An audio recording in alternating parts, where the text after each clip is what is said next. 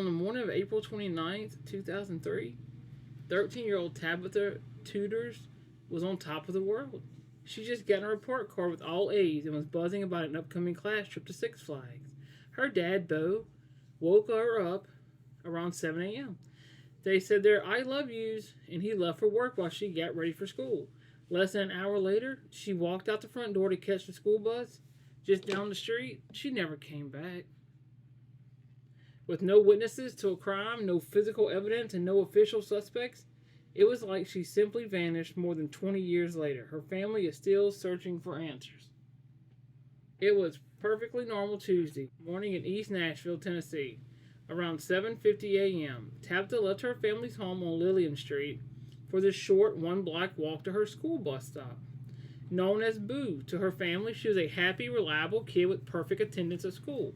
There was no reason for her to run away. She left her money, clothes, and makeup behind.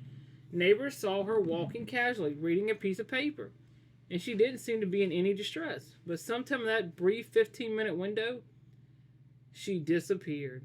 Her mother grew worried when she didn't get off the bus that afternoon around 4 p.m., and after checking with the school, discovered Tabitha had never arrived at all.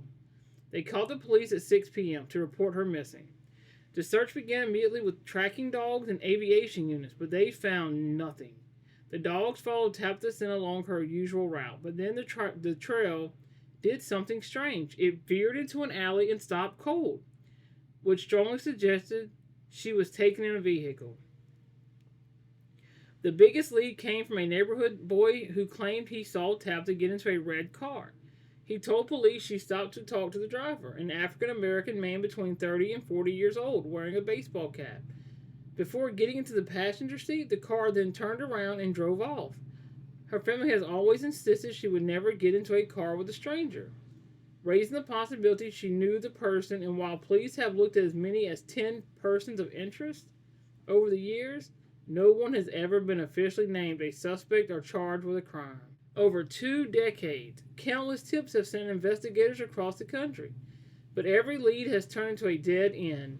In 2020, the FBI searched a rural property in Bon Aqua, Tennessee, that had ties to a longtime person of interest, Albert Franklin, but the search yielded no evidence connecting him to Tabitha's case. Her family remains in the same East Nashville home, where Tabitha's room is still kept just as she left it. Her father, Bo, was one of the last family members to see her, and his last words to her that morning were, "I love you too, and I'll see you this evening." The family clings to hope that someone out there knows what happened and will finally come forward. This case is still active. The FBI is offering a reward of up to $50,000 for information that leads to the recovery of Tabitha Tudors and the prosecution of whoever is responsible for her disappearance. Age-progressed photos show what Tabitha might look like today, a woman in her mid-30s. Despite the years of false leads and frustration, her family continues to hold vigils, praying for some form of closure. How a 13-year-old girl could vanish from a quiet neighborhood street in broad daylight without a single piece of definitive evidence remains one of Nashville's most haunting mysteries. If you have any information, please contact the Metro Nashville Police Department or the FBI. And let's hope and pray that one day her family can get closure.